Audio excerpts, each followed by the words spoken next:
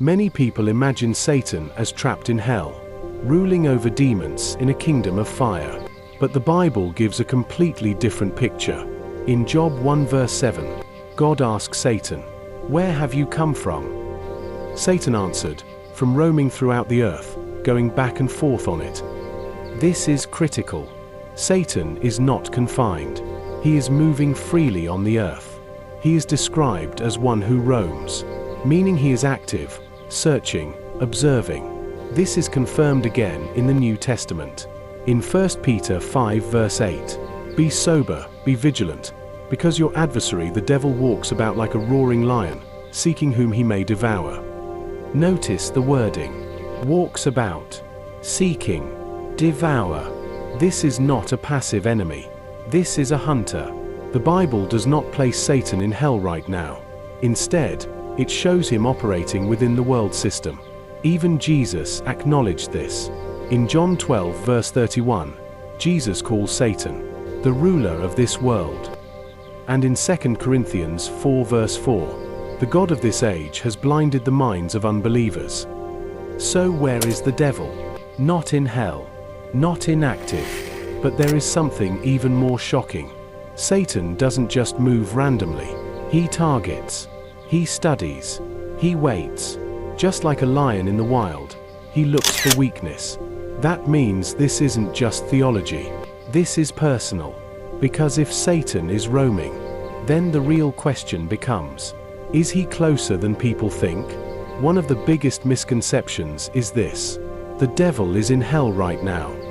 But the Bible actually says the opposite. Hell is not Satan's kingdom. It is his future punishment.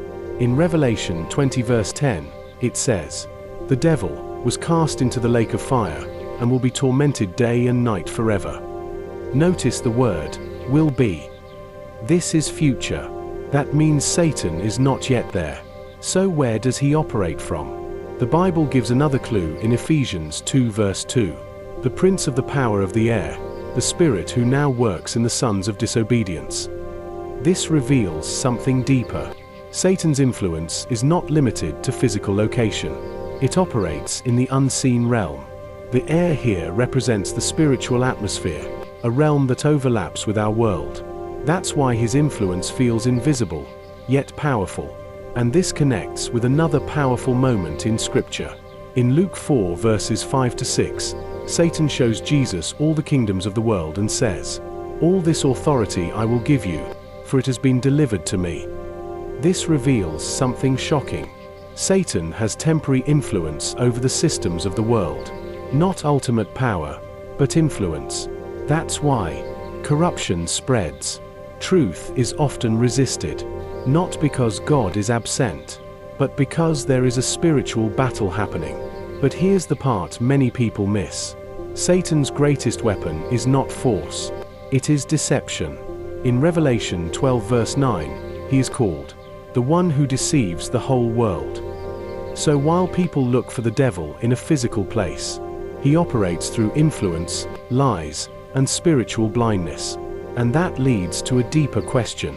If Satan is influencing the world, how exactly does he affect people today? That's what we're about to uncover next. If Satan is on earth, and not in hell, then how does he actually affect people? Most people expect something obvious: possession, dark figures, supernatural events. But the Bible reveals something far more subtle and dangerous. In 2 Corinthians 11 verse 14, it says, "Satan himself transforms himself into an angel of light." That changes everything. Satan does not always appear evil. He often appears good, convincing, and attractive. This is how deception works. He doesn't force people into darkness. He leads them slowly, making wrong things look right. That's why many people don't even realize they are being influenced. Jesus also described Satan's core strategy in John 8 verse 44. He was a murderer from the beginning, for he is a liar and the father of lies. Satan's greatest weapon is not power, it is lies. Lies about truth, lies about God, lies about identity, lies about sin, And once a lie is believed, it begins to shape actions. This is why the Bible warns in Ephesians 6 verse 12, "For we do not wrestle against flesh and blood, but against spiritual forces of evil in the heavenly places." The real battle is not physical, it is spiritual. Satan influences through thoughts, desires, systems, culture. He plants ideas that slowly grow. A thought becomes a belief becomes a lifestyle, and before a person realizes it, they are walking in a direction they never intended. But here's the most dangerous part. Satan doesn't need to control everyone. He only needs to blind people from truth. That's why many people feel confused about right and wrong, spiritually disconnected, drawn toward things that destroy them, because influence is quiet, but powerful. And that leads to a serious question. Can people recognize when they are being influenced? If Satan works through deception, then the most dangerous thing is not seeing it. The Bible reveals clear signs, but many people overlook them. In Galatians 5 verses 19 to 21, it lists works of the flesh: hatred, jealousy, fits of rage, selfish ambition, envy. These are not random behaviors. They are signs of deeper influence. When these patterns grow unchecked, they open doors to spiritual darkness. Another warning comes in 1 Timothy 4 verse 1. "In later times some will depart from the faith, giving heed to deceiving spirits." Notice that phrase, deceiving spirits. This means influence can lead people away from truth without them realizing it. One of the clearest signs is spiritual blindness. In 2 Corinthians 4 verse 4, "The God of this age has blinded the minds of unbelievers." People don't reject truth because it's unclear. They reject it because they cannot see it clearly. And then there is temptation. In James 1 verse 14, "Each person is tempted when they are dragged away by their own evil desire." Satan doesn't create desire. He amplifies it. He takes what is already inside and pushes it further. That's why temptation feels personal, because it connects with something within. But here's the most overlooked sign: comfort in sin. When wrong no longer feels wrong, when conviction disappears, that's when influence has taken root. And yet, many people ignore these signs. They blame circumstances, other people, society. But the Bible points to something deeper, a spiritual battle happening behind the scenes. However, this is not a message of fear, because the Bible also gives hope. Satan's influence is real, but it is not absolute. And that brings us to the final question: can Satan's influence be resisted, and how? If Satan is active, influencing, deceiving, then the question becomes, are humans helpless? The answer from the Bible is clear. In fact, Scripture teaches that Satan's influence is limited, and it can be resisted. No.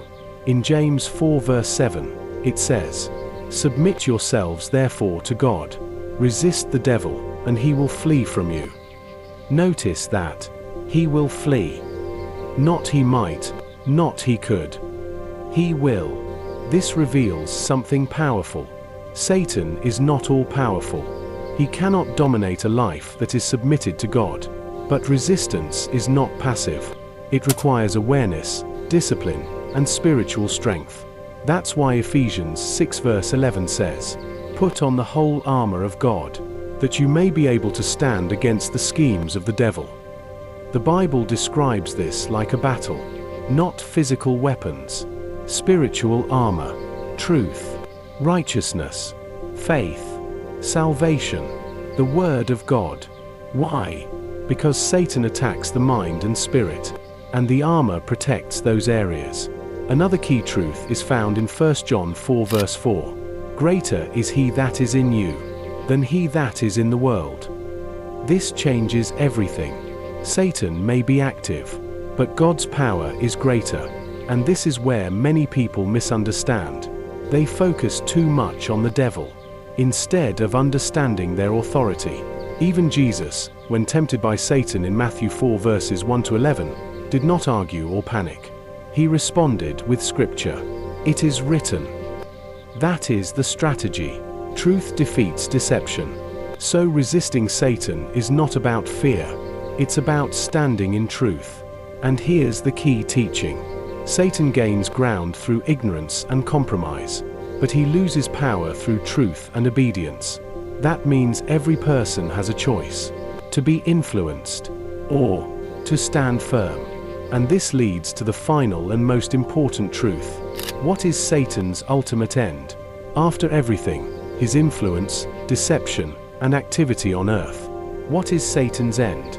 The Bible leaves no mystery.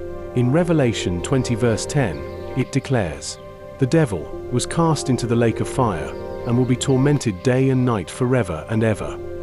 This is the final judgment. Not symbolic, not temporary, final.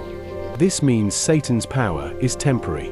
No matter how strong his influence appears, his defeat is already determined. Even earlier, Jesus hinted at this in Luke 10 verse 18. "I saw Satan fall like lightning from heaven." This reminds us, Satan is a fallen being, not an equal to God, and his authority is limited by God's sovereignty. But here's what makes this deeply important. Satan knows his time is short. In Revelation 12 verse 12, it says, "He is filled with fury, because he knows that his time is short." That explains the intensity of evil in the world. Not because Satan is winning, but because he is losing. And this is where the message becomes personal. Because the Bible is not just revealing Satan's destiny, it is revealing your position in this battle. In Colossians 2 verse 15, it says, "Having disarmed powers and authorities, he made a public spectacle of them, triumphing over them by the cross." Through Christ, victory has already been secured. That means you are not fighting for victory. You are fighting from victory. And finally, in Romans 16 verse 20, "The God of peace will soon crush Satan under your feet." That's powerful. Not just defeat. Crushed. So what does this mean for you? It means fear is not your portion. Darkness does not have the final say. Influence is not destiny. Because truth brings freedom. And understanding this changes everything. The devil is real. His influence is real. But his end is already written.